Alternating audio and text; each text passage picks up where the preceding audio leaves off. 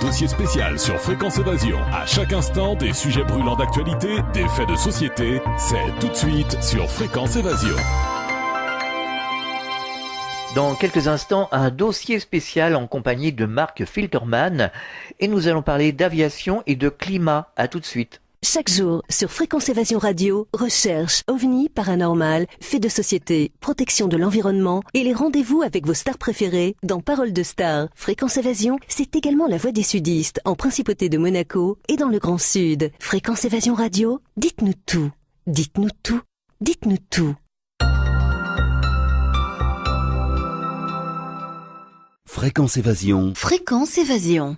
Marc Filterman, bonjour et merci d'être avec nous. Bonjour. Alors, le thème de l'émission aujourd'hui, c'est l'aviation, c'est le climat. Nous entendons partout sur les réseaux sociaux, sur les médias alternatifs, dans notre proche voisinage, les gens se plaindre d'épandage, de géo-ingénierie. Le ciel a des nuages bizarres. Pourrait-on faire un bilan, si vous le voulez bien, de ce que vous avez constaté et découvert vous-même ? Alors, de toute façon, il faut voir qu'il y a une différence entre les traînées que nous avions avant dans les années 80 et les traînées que nous avons aujourd'hui sur un certain nombre d'avions. Ça, c'est clair. Alors, on appelle ça en anglais des contrails ou des chemtrails. La différence entre les deux, il faut déjà parler de la différence entre les deux. Je vais quand même vous interrompre 2 minutes, 30 secondes, je veux dire, parce que moi, je sais que j'ai remarqué, surtout avant 2011-2010, on voyait rien. Nous, on avait un ciel dans le sud de la France qui était bleu de chez bleu, quoi. Hein. Donc, on voyait pas beaucoup de nuages chez nous. Des traînées d'avions, on n'en voyait pratiquement pas. Alors, je veux bien qu'il y ait des traînées de vapeur d'eau, mais aujourd'hui, on voit que ça. Hein. Oui, alors de toute façon, aujourd'hui, quand vous parlez de ces sujets-là, là aussi, vous vous faites traiter de conspirationniste, hein, y compris par les journalistes de France Inter. Ils n'ont jamais été dans l'aviation, mais ils savent. Bon. Donc, ce qu'il y a de drôle, c'est qu'on vous explique que ces avions, les réacteurs, ne relâchent que de la vapeur d'eau. Donc il faut aller avec un parapluie. Maintenant vous comprenez pourquoi vous avez eu des inondations à Cannes, puisque bon, si vous consommez 2 tonnes de kérosène, en gros il ressort 2 tonnes de flotte. Bon, maintenant, si vous avez des dizaines d'avions, vous comprenez tout. Ce qu'il y a de comique, c'est que quand vous passez derrière un avion sur un aéroport, dans ce cas-là, il faudrait y passer avec un parapluie peut-être, puisque vous allez recevoir plein de vapeur d'eau. Or c'est pas le cas. Hein. Par contre, quand vous passez derrière un avion ou que l'avion a un de ces systèmes encore en route qu'on appelle l'APU, qui est dans la queue de l'avion pour fournir de l'énergie électrique, hein, ça sent pas la rose quand même. Alors, comme j'ai expliqué l'autre fois, si c'est de la vapeur d'eau, c'est pas compliqué. Il faut faire des élevages en batterie de journalistes, comme on fait des élevages de batteries de poulets, et puis mettre tout ce beau monde à l'arrière des avions au niveau des réacteurs, puis on verra s'ils se portent bien après. Parce que venir affirmer que c'est de la vapeur d'eau qui sort, quand on sait les produits qui sont rajoutés dans le carburant, parce que ça on ne vous le dit pas, mais dans le carburant, vous avez tout un tas d'additifs, et vous avez également des agents antistatiques à base de sel de barium ou de calcium qui sont rajoutés dans le carburant, comme le Stadis 450 qui est un antistatique qui est connu depuis le début des années 60 qui est rajouté. Vous avez donc là aussi, à ce niveau-là, des antigels également qu'on rajoute, des produits anticoques. Donc venir dire qu'à l'arrière de l'avion, vous avez que de la vapeur d'eau, c'est quand même très drôle. Alors vous avez effectivement très peu d'analyses qui ont été faites sur les fumées de combustion, parce que vous avez également des nanoparticules métalliques qui sortent, qui sont liées à l'érosion du réacteur, donc qui peuvent aussi servir à amalgamer par exemple l'humidité que vous avez dans l'air, et qui peuvent, quand ils sont chargés également avec certaines particules, effectivement provoquer la pluie. Ça c'est une possibilité qu'on ne peut pas nier. Vous avez plusieurs types d'épandages. Vous avez les épandages qui peuvent être faits avec des avions spéciaux, comme l'Evergreen. Vous avez un dépôt de brevet concernant l'avion Evergreen, qui est un avion anti-incendie, mais il est spécifié également dans le brevet de l'avion Evergreen qu'il est possible de mettre des dispersants, par exemple pour le pétrole, quand vous avez des pollutions en mer. vous pouvez utiliser des dispersants, mais c'est précisé également dans le brevet que vous pouvez utiliser des substances destinées à faire pleuvoir, par exemple, ou à faire neiger, enfin comme vous voulez, quoi. Et ça, c'est spécifié dans les brevets. Et vous avez des centaines, plusieurs centaines de brevets. Moi, j'en ai je sais pas combien, je peux pas vous dire combien j'en ai, mais qui sont utilisés pour la manipulation du climat. Et c'est assez drôle parce que j'ai été mis en cause également par la revue Que Choisir et puis par la chaîne Public Sénat qui apparemment n'ont pas les compétences requises, mais enfin qui disent qu'apparemment on n'est pas tout à fait clair, enfin que je suis pas tout à fait clair. Le problème c'est que moi j'ai les documents, ces messieurs ils les ont pas. Donc là il y a quand même un gros problème d'information. Donc comme j'avais répondu, parce que quand vous répondez à ces gens-là de la presse, ce qu'il faut savoir c'est que vos droits de réponse ne sont pas publiés. Donc en janvier, j'avais envoyé un droit de réponse à Que Choisir dont on se demande quelles sont les motivations pour m'attaquer d'ailleurs, surtout quand on dénonce les navires bourrés de déchets toxiques qui sont coulés en mer. Là aussi on m'attaque pour dire que c'est des thèses conspirationnistes. La modification du climat, c'est en quelque sorte du conspirationnisme. Donc moi je vais vous lire un petit extrait du département de la Défense du 28 avril 1997, oui c'est bien ça, c'était le DOD, New Briefing Secretary of Defense William Cohen, et il était expliqué lors de ce briefing, il y a certains rapports par exemple sur certains pays qui ont essayé de construire quelque chose comme le virus Ebola, et ce serait un phénomène très dangereux pour ne pas dire moins. Alwyn Toffer a écrit à ce sujet en termes que certains scientifiques dans leur laboratoire tentent de mettre au point certains types d'agents pathogènes qui seraient spécifiquement ethniques afin qu'ils puissent simplement éliminer certains groupes ethniques et races. Et d'autres conçoivent une sorte de génie, une sorte d'insecte qui peut détruire des cultures spécifiques. D'autres s'engagent même dans un type d'écoterrorisme par lequel ils peuvent modifier le climat, créer des tremblements de terre, commander des volcans à distance grâce à l'utilisation d'ondes électromagnétiques. Oui, mais aujourd'hui, est-ce que les gouvernements sont au courant de tout ce qui se passe? C'est ça qu'on n'arrive pas à comprendre. Alors, au niveau politique, dès que vous allez parler de certains thèmes, déjà ça va déranger beaucoup de personnes. Il ne faut pas compter sur la radio-télévision nationale pour parler de ces sujets-là. Parce que d'une part, comme ils n'ont pas les compétences, c'est facile à voir. Vous allez sur les forums.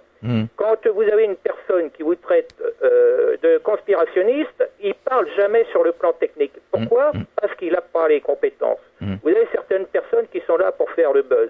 Le problème, c'est qu'en faisant ça, vous faites en même temps de l'atteinte à la sécurité nationale. Parce que si vous discréditez quelqu'un, que vous dites, oui, enfin, cette personne-là, elle n'est pas claire, elle dit n'importe quoi, le résultat des courses, qu'est-ce qui se passe au final? Pourquoi les politiques, pourquoi les députés et les sénateurs vont s'intéresser à un sujet où, quand vous en parlez, vous risquez de vous faire attaquer et dénigrer? Donc, il y a une question qui a été posée à l'Assemblée nationale, justement, sur la manipulation du climat. Qu'est-ce qui s'est passé?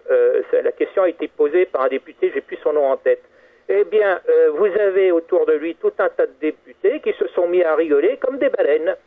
Tout simplement parce que ces messieurs ne savent pas que la manipulation du climat, ça existe, que la guerre climatique, ça existe, que vous avez une trentaine de pays qui font de la manipulation du climat, et vous avez même des centaines de dépôts de brevets, comme je vous le disais, mais il y a encore une chose qui est encore plus intéressante que les gens ne savent pas. Et là, on rejoint le domaine de l'électromagnétisme, puisque quand vous ensemencez les nuages avec des nanoparticules métalliques, il faut savoir qu'il peut se comporter comme un miroir réflecteur, par exemple, pour faire de la détection radar longue portée, puisque vous allez prolonger la couverture, ou alors vous allez pouvoir perturber la propagation des ondes électromagnétiques, ou alors vous allez pouvoir faire une chose aussi, ça c'est notifié également dans un brevet, c'est manipuler des masses d'air.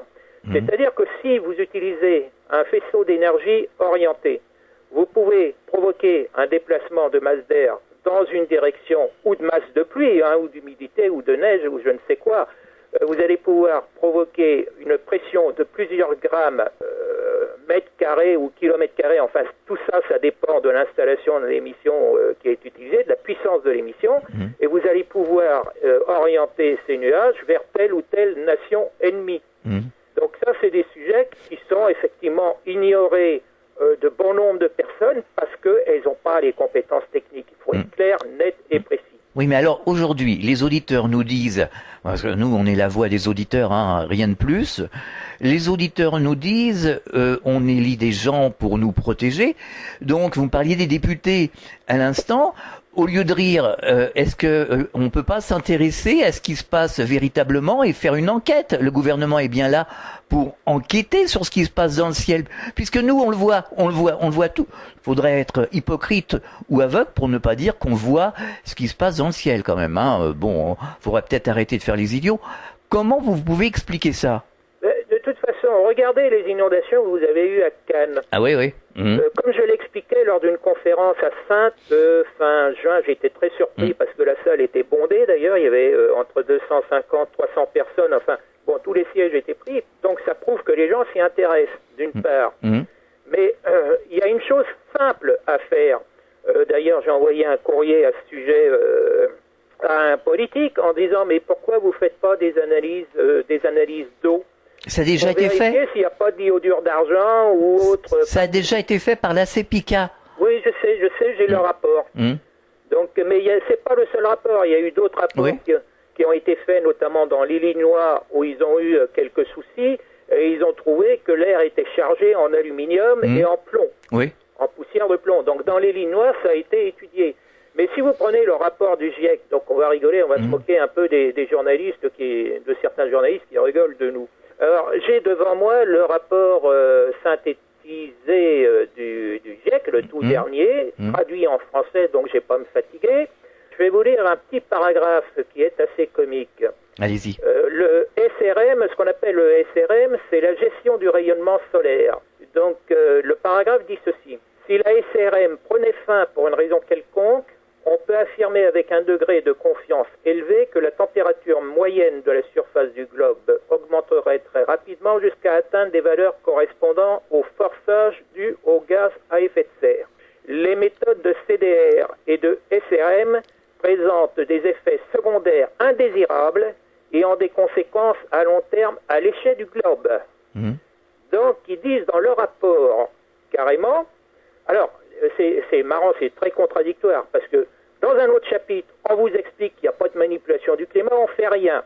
Et ici, dans le petit paragraphe, on vous explique que les méthodes... alors, le CDR, c'est le contrôle de dioxyde de carbone.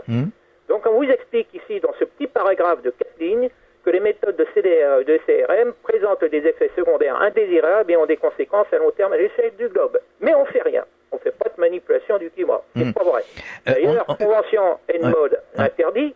Alors, Convention ENMOD de 1977, sauf que la manipulation est interdite à des fins militaires, mais pas à des fins civiles. Ah oui. Eh ben oui, ça fait une grosse différence. Donc, dans certains pays, vous avez certaines régions, notamment en Chine, qui se font plus ou moins la guerre entre eux, parce que vous avez une région qui accuse l'autre de voler la pluie de l'autre. Alors en Espagne, c'est pareil, il y a eu le même problème entre le nord et le sud de l'Espagne à cause des cultures.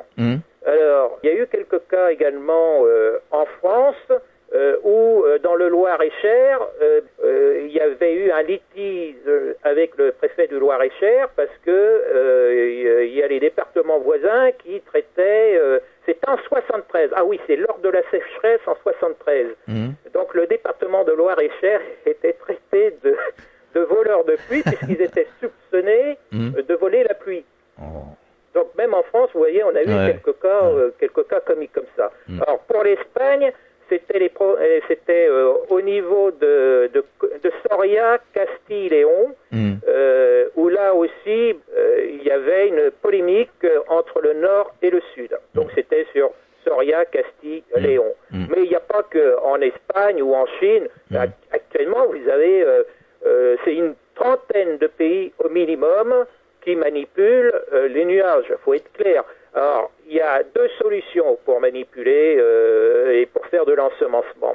Soit vous mettez des additifs dans les carburants. C'est une méthode qui est très discrète et invisible, mais quand on fait des analyses, on se rend compte qu'il y a quand même des sérieux problèmes. Soit vous utilisez des Hercule C-130 qui sont équipés avec des groupes de 4 cuves qui font 500 gallons de capacité. Donc, si je ne me trompe pas, c'est aux alentours de 2000 litres. Et vous larguez ces substances-là au niveau au-dessus des nuages. Donc, les deux procédés sont utilisés. À l'heure actuelle, vous avez des avions militaires Hercule C-130 qui sont spécialement équipés. Et il faut savoir également qu'ils sont équipés aussi pour faire de l'épandage de produits qu'on peut appeler toxiques, puisque ce sont des pesticides et insecticides. Mais ça aussi, c'est pas vrai selon France Inter. On m'avait convoqué pour une émission sur les champs électromagnétiques, et puis au final, on m'a parlé de l'épandage de produits en me disant que c'était pas vrai. Donc, je suis pas intervenu dans l'émission et je peux avoir d'appel de France Inter, c'est clair, net et précis. On marque une pause, on revient dans quelques instants. Réactualisez régulièrement toutes vos applications iPhone et Android sur les sites de Fréquence Évasion Radio et Monte Carlo Azur. fréquenceévasion.com, fréquenceévasion2.com et montecarloazur.com. Fréquence Évasion. Fréquence Évasion. Nous sommes de retour, nous sommes toujours avec Marc Filterman. C'est dossier spécial, nous parlons de climat et d'aviation. Oui, mais alors aujourd'hui, on peut pas nier, quand on voit le ciel de Paris, moi je suis allé à Paris récemment, bon, quand on est sur la Côte d'Azur, c'est la même chose. Chez nous, on peut pas nier qu'il y a des avions qui croisent, qui se baladent partout. Il y a des gens qui téléphonent ici à la rédaction, il y en a un qui en a recensé 40 et un autre 60 dans un après-midi. On peut pas nier qu'il y a des avions qui sont là, qui se baladent au-dessus de nous. Donc, les politiques, ils les voient, ils sont pas aveugles quand même. C'est ça qu'on n'arrive pas à comprendre. Mais un politique, déjà, qui n'a pas les compétences, pourquoi voulez-vous qu'il parle du sujet? En plus, ça l'intéresse pas. Oui, mais nous, on n'a pas les compétences. On n'a pas les compétences et on le voit. Oui, on le voit. Mais on a beaucoup de ces politiques qui sont plus intéressés par le plan de carrière que par les intérêts des Français. Regardez ce qui se passe avec les labos pharmaceutiques et puis avec les effets des champs électromagnétiques sur la santé. Le problème est le même. Bon, on vous parle tous les jours des 3000 morts sur la route. Pourquoi? Mais il y a des radars à vendre. Par contre, les personnes, les suicides et tout le cirque, ou les erreurs médicales qui sont de l'ordre de 30 à 40 000, ça n'intéresse personne, il n'y a pas de radar à vendre. Plusieurs associations, la CEPICA, Ciel Pur, Le Ciel nous tombe sur la tête et d'autres mouvements agissent auprès des membres du gouvernement et pour le moment, aucune explication, aucune réponse. Ils s'étonnent. Personne ne veut répondre sur le sujet. Et pourtant, quand on prend un petit peu les déclarations de certaines personnalités américaines que j'avais citées à l'époque dans mon livre, je crois que c'était en 99 d'ailleurs, vous aviez une personnalité qui a été dans le gouvernement Carter, Reagan et Bush, si je ne me trompe pas, qui signalait l'intérêt justement de la manipulation du climat à des fins militaires. Parce que là aussi, il y a des intérêts militaires, en ce sens que si vous provoquez suffisamment de dégâts dans une nation ennemie, vous n'avez plus besoin d'envoyer des forces militaires, par exemple. Alors, ces sujets sont quand même abordés lors de conférences, puisque le 17 octobre 2013, c'est pareil, vous avez eu un symposium international qui avait été organisé à Gand en Belgique, où là, les scientifiques étaient présents, et pour parler de la manipulation du climat à travers la modification des cirrus, et il disait que c'était ni un canular, ni une théorie du complot, et que c'était totalement opérationnel. Il y a aussi des pilotes aussi qui ont témoigné récemment. On a vu circuler des informations, des vidéos. Oui, alors, c'est pareil, en 1999, donc vous voyez, j'étais très en avance. J'ai parlé aussi du programme militaire US Air Force 2025, donc vous voyez, ça remonte à vieux. Et puis, il y avait divers titres, alors je suis en train de reprendre justement le bouquin, pourquoi nous voulons maîtriser le climat, pourquoi nous voulons faire de la modification du climat, c'était tout simplement à des fins militaires, c'est tout. De toute façon, là aussi, vous avez des études qui sont faites pas seulement aux États-Unis, mais dans d'autres pays. Et ça, c'est vrai que ça dérange beaucoup de monde et que c'est considéré, c'est classifié parce que, bon, là aussi... alors, vous avez un autre aspect également qu'il ne faut pas perdre de vue, c'est aussi la guerre électronique. Quand vous utilisez ces procédés également, comme je vous l'ai dit tout à l'heure, en matière de guerre électronique, ça a un intérêt puisque vous pouvez prolonger la couverture radar ou la perturber. Alors pour la prononciation, je suis pas, vu le nom est assez complexe, c'était Brezhnev Brzezinski qui avait écrit dans les années 70 un livre qui était Between Two Ages, si je m'en rappelle bien. Et il déclarait à l'époque que cette technologie serait utilisable par les dirigeants des principales nations, des techniques pour conduire une guerre secrète qui seulement nécessiterait qu'un minimum de forces de sécurité sur le terrain. Les techniques de la modification du climat pourraient être utilisées pour produire des périodes prolongées de sécheresse ou d'orage. Donc là aussi, ça ne sert pas qu'aux agriculteurs ou viticulteurs. Il y a également d'autres arrière-pensées quand vous avez des études qui sont faites pour la manipulation ou contre la grêle également. Ça peut être utilisé pour diverses applications. Quel est votre sentiment sur la COP21 ? Je pense que j'en attends pas grand-chose, parce qu'à partir du moment où on passe son temps à camoufler certaines informations, j'ai une très bonne expérience quand je vois ce qui se passe au niveau des champs électromagnétiques, donc au niveau climat, le problème va être le même. Donc je ne sais pas ce qui en ressortira. Il n'y a que les pays qui se sentent vraiment menacés qui vont peut-être faire certaines choses, mais enfin pour le reste, je n'ai pas grande confiance parce que derrière vous avez les intérêts économiques. Si on prend au niveau climat ce qui s'est passé, je vais vous expliquer une méthode de manipulation de l'information. J'étais tombé sur un article donc dans les années 90, je crois que c'est un article de Ça m'intéresse à l'époque, et on nous expliquait qu'en moins d'un siècle, le glacier de Bering en Alaska avait perdu 130 km², soit de 10 à 12 km en longueur. Sauf qu'il y a quelque chose c'est là où s'opère la dissimulation. Au début des années 90, on constatait une perte de 1 km par an, ainsi qu'une perte d'épaisseur du glacier de 180 mètres, soit 25% de la perte globale. Donc ça veut dire que si en un siècle, le glacier a perdu 12 km et que vous avez perdu 1 km par an sur les 10 ou 20 dernières années, vous avez compris où est le problème. Il y a un problème de manipulation. Cela veut dire qu'en 10 ans, le glacier a perdu en réalité 10 km et que de 1900 à 1990, il a perdu que 2 km. D'accord, oui. Vous voyez comment on peut manipuler l'information ? Donc c'est un exemple parmi d'autres. Alors aujourd'hui, nous recevons énormément de messages de la région de Nice, Monaco, Toulon et toute la région Provence-Alpes-Côte d'Azur qui se plaignent d'épandage. Alors bien, il y a d'autres régions évidemment, mais surtout chez nous, qui se plaignent d'épandage massif, de formations nuageuses constantes, sans que personne ne semble s'inquiéter. Et les auditeurs nous demandent où est la solution, que faire pour se sortir de ce problème. Il faut que tout le monde écrive à son député, et puis qu'on récupère la pluie, non pas dans les flaques d'eau, mais la pluie qui tombe du ciel, et puis qu'on analyse un petit peu le contenu de la pluie. Je crois qu'on aura quelques surprises. Bon, de toute façon, il faut savoir que les carburants qu'on avait entre avant et maintenant ne sont plus du tout les mêmes. Le carburant aviation, ça s'appelle du JP8 plus 100, il y a même un autre, il y a 3 types de carburants qui contiennent des additifs. Et ce qu'il faut savoir, c'est que les additifs sont quand même toxiques. Donc ça, on ne le dit pas. Donc on va retrouver là aussi, au niveau des additifs, malheureusement, il y a peu d'analyses effectuées, mais qu'est-ce qu'on retrouve dedans ? On va retrouver du benzène, bien évidemment, qui est cancérigène. On va retrouver de l'éthylène, du formaldéhyde, de l'acétylène, du propène, acétaldéhyde, enfin bon, des noms très sympathiques, butane, dioxane, enfin butadienne, enfin bon, tout un tas de saloperies, mais ça, les gens ne le savent pas, et puis les politiques ne le savent pas non plus. Et puis il faut voir une chose, ça pose un problème également pour l'aviation.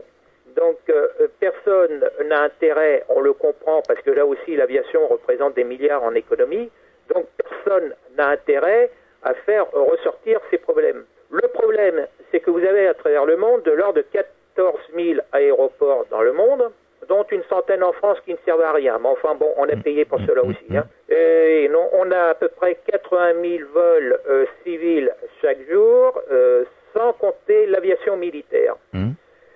Donc, si on prend les chiffres, en 2009, vous avez 28 millions de vols commerciaux avec 2,5 milliards de passagers.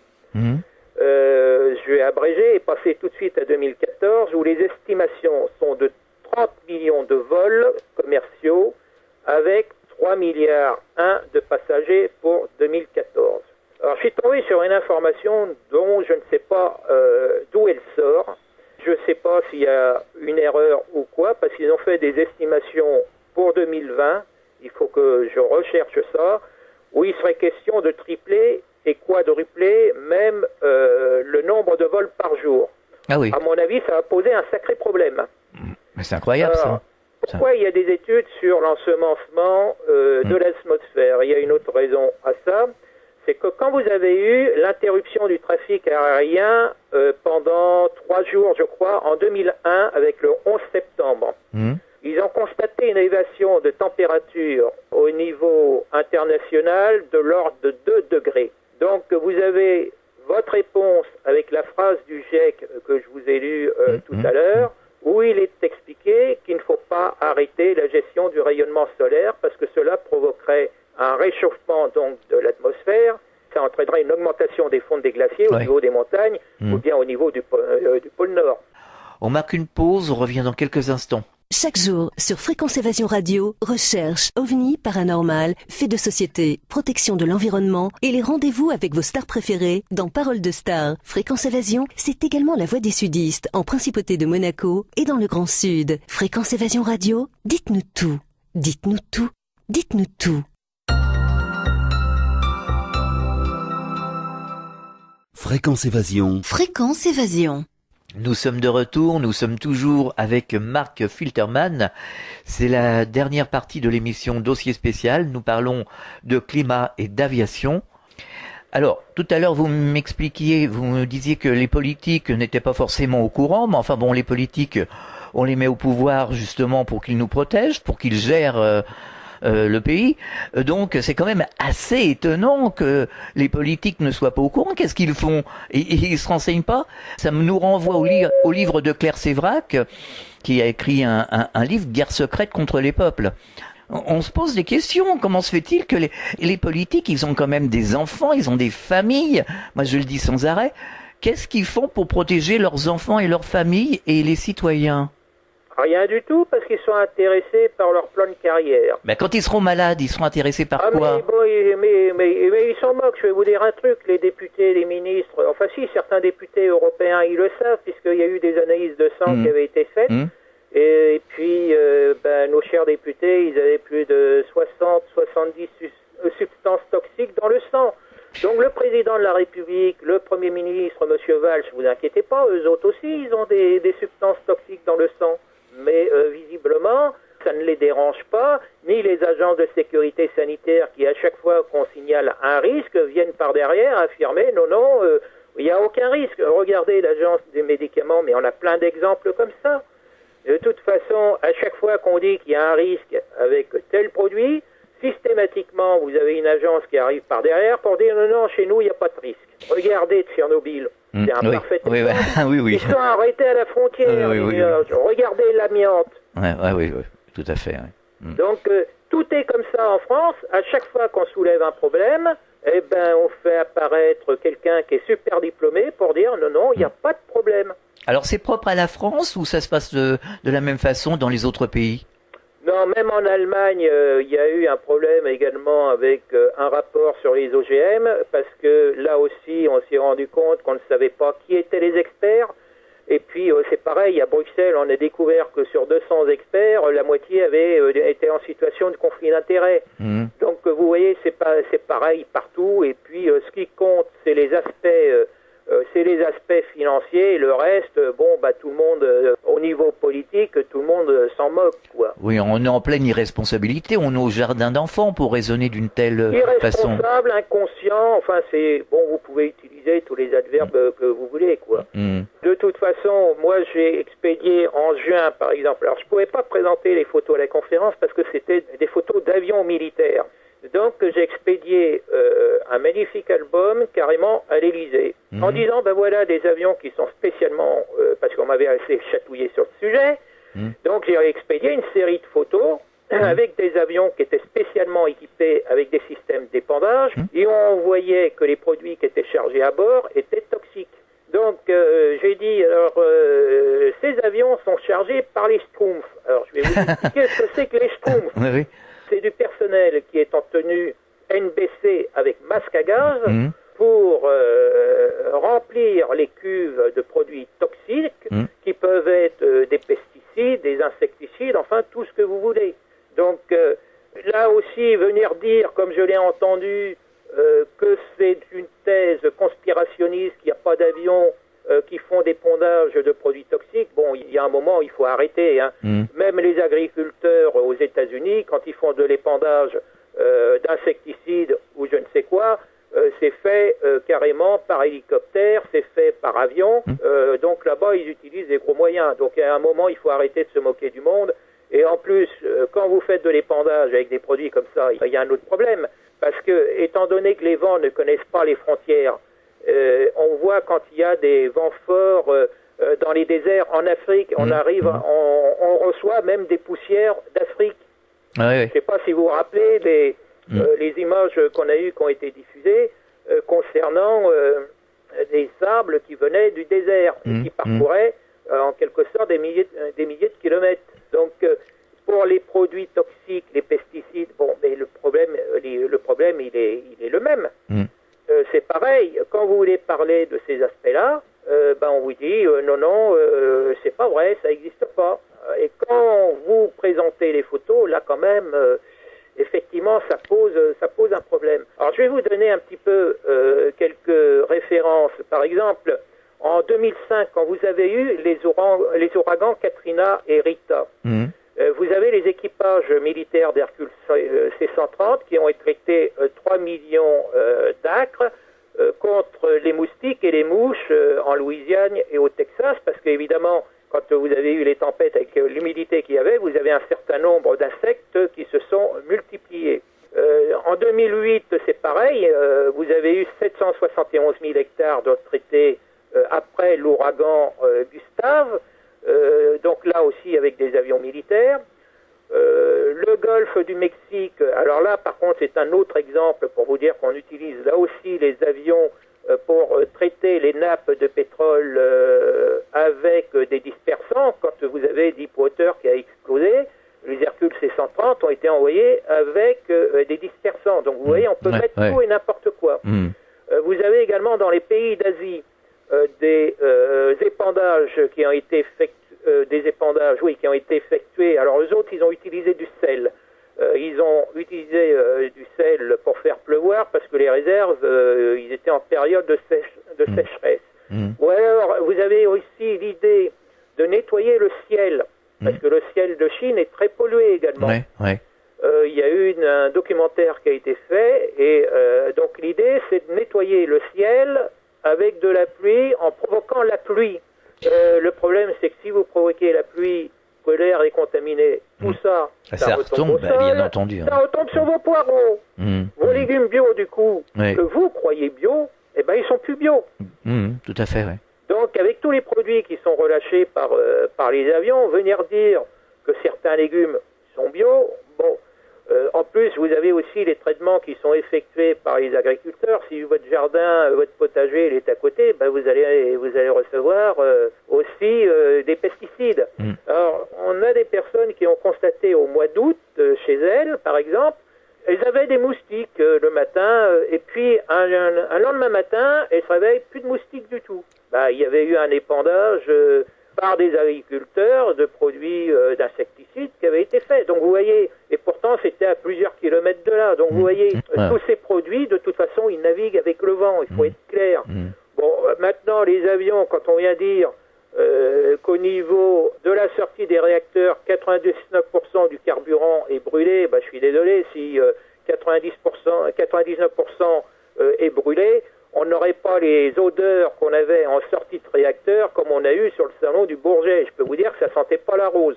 Alors là aussi, il faut savoir que quand il y a eu la guerre de Yougoslavie, vous avez des pilotes qui ont eu un peu un genre de grippe, mais on a appris par la suite que c'était lié aux produits qui étaient utilisés dans le carburant, tous les additifs qu'on y rajoute. Donc quand on vous parle de biocarburant, ça aussi, c'est une manipulation, parce que dans le biocarburant, on va vous rajouter automatiquement des antistatiques, des antigels, des anticoques, enfin, il y a 5-6 produits, je ne sais plus exactement combien ils sont. Donc là, en plus, biocarburant, ça veut dire que vous allez donner soit à boire aux avions, mais alors qu'est-ce que vous mangez ? Vous mangez plus de légumes alors, puisque les terres vont être utilisées pour faire de l'agriculture, pour produire du biocarburant. Mais ça, on n'en parle pas, donc c'est des fausses bonnes idées, il faut dire ce qui est, parce que vous allez faire monter dans ce cas-là les prix des céréales, et les prix des céréales vont monter derrière, parce que vous ne pouvez pas cultiver pour fabriquer du biocarburant et puis cultiver pour donner à manger aux gens. Il faut quand même être réaliste. Alors, vous avez envoyé un dossier à l'Élysée. Est-ce que l'Élysée vous a répondu ? Non, parce que ça a été fait récemment, et puis le document, il fait une centaine de pages. Vous savez que de façon journalière, on a beaucoup d'événements, quand c'est pas des attentats ou des scandales. Donc, actuellement, je pense que c'est assez chargé, surtout en prévision de la COP21, où également les mesures de sécurité vont être renforcées. Parce que là, j'ai l'impression que effectivement les risques vont être assez forts, parce que il va y avoir quand même un certain nombre de corpuscules de différentes natures. Donc effectivement, on ne sait pas trop ce que ça va donner. C'est une des raisons qui fait que une partie des frontières, à ce que j'ai compris, elle est quand même rétablie en quelque sorte. Le reste, comme je vous l'ai dit, je ne sais pas ce que ça va donner. Une fois que le COP21 sera... Normalement, il devrait prendre en compte le rapport du GIEC, et le rapport du GIEC devra être pris en compte. Mais est-ce que les problèmes que j'ai soulevés, comme la petite phrase de tout à l'heure, est-ce que ces problèmes d'épandage par les avions, ça va être pris en compte ? Ça, je n'en sais rien. Bah ça, c'est l'inquiétude. C'est une idée qui remonte à plusieurs dizaines d'années, puisque c'était une idée d'un certain scientifique qui s'appelait Taylor. Ça, c'est l'inquiétude numéro 1 des citoyens, parce que avoir le nombre de coups de téléphone qu'on reçoit ici de mails, je peux vous dire que les gens ne sont pas aveugles et commencent vraiment à en avoir assez. Et donc, les solutions, c'est quoi ? Aujourd'hui, pour conclure l'émission, qu'est-ce qu'il faut faire ? Les solutions, honnêtement, je vous dirais que j'ai pas... c'est ça le problème. Pas de baguette magique. Ouais. Moi, on m'a déjà demandé, on fait comment contre les ondes ? Comme j'ai dit, j'ai pas de baguette magique. Et puis, les petits bazars, soi-disant, qui vous protègent, faut laisser... ce genre de bêtises de côté, quoi, parce qu'il n'y a pas de protection réelle, on le voit bien de toute façon. En plus, les politiciens, ils font ce qu'ils veulent, on n'a aucune prise sur eux, et en plus, ils sont quand même sous contrôle de lobbies industriels, qu'on le veut ou non. Est-ce que vous avez des projets d'écriture, d'enquête ? Vu les attaques qui ont eu lieu, je commence à me dire qu'effectivement, il va peut-être falloir que j'écrive sur le sujet. Le problème, c'est que j'ai une telle masse d'informations. C'est par où commencer. Et en plus, vous avez quand même des problèmes qui sont liés aussi à la manipulation par les champs électromagnétiques. C'est-à-dire, dans ce domaine-là, il faut avoir des compétences en météo, en électromagnétisme, en chimie, sur les carburants. Je vais prendre un exemple. Pour une fiche carburant, j'ai une vingtaine de pages techniques. Ouais. Donc, j'ai une dizaine de types de carburants référencés et les plus utilisés. Déjà, si vous comptez 20 pages par document technique avec les mesures de sécurité, parce que ça, on vous le dit pas non plus, c'est que dans les carburants, vous avez des consignes de sécurité, comme pour les champs électromagnétiques, pour les sources d'émissions. Parce que ces carburants contiennent, comme je vous l'ai dit, des additifs qui sont également toxiques. Ouais. Et ça, on vous en parle pas. Donc déjà, entre 10 carburants, j'ai 200 pages. Vous prenez le dernier rapport du GIEC, il fait 5000 pages. 5000 pages. Qui est-ce qui va lire 5000 pages? Bon, alors ce que font les journalistes, quand vous avez les documents qui sortent des agences, en réalité, Ils lisent que la conclusion. Ils font du copier-coller. C'est tout ce qu'ils font. Le problème, c'est que quand vous cherchez les informations importantes, eh ben, ils sont dans le rapport, et le problème, c'est que les informations qui sont dans le rapport contredisent la conclusion. D'accord. Alors moi, j'ai vu des rapports, dans la même phrase, on vous disait qu'il n'y avait aucun risque, et puis à la fin de la phrase, la deuxième partie, on vous disait, oui, mais enfin, il ne faut pas consommer plus de X quantité de c'est tel poisson, justement. Donc, on recommandait aux femmes enceintes de ne pas manger plus de 150 grammes de poisson Pour le mercure, par semaine. Mais la première partie de la phrase vous disait qu'il n'y avait aucun risque. Ah oui, c'est tout et son contraire. Ah ben oui. Et alors avant, c'était plus discret, parce qu'il faisait sur une page, il disait le contraire sur la page de l'autre côté. Quand vous voyez, c'est dans la même phrase. Quand vous voyez les journaux télévisés, hein, on vous annonce une bonne nouvelle et à la fin de la phrase, c'est la catastrophe. Hein. Écoutez, moi je regarde plus les journaux télévisés, parce que de toute façon, quand vous en avez regardé un, vous les avez tous regardés. Oui, ça c'est clair. Vous prenez les reportages, ils passent dans le même ordre sur toutes les chaînes et sur toutes les radios. C'est exactement pratiquement les mêmes reportages, c'est les mêmes sujets. C'est-à-dire, c'est devenu radio, TV, propagande. Alors d'ailleurs, il y a un rapport qui est sorti concernant aussi la liberté sur Internet. Eh bien, figurez-vous que le dernier rapport, il dit que la liberté sur Internet en France, c'est quand même pas ça. Hein. Parce que vous regardez les articles, à la fin des articles, vous avez les forums de discussion, hein, où vous pouvez réagir. Ouais. À la fin de certains articles, quand ça met en cause certains politiques d'ailleurs, c'est marrant, vous ne pouvez pas réagir. Le forum, il est fermé.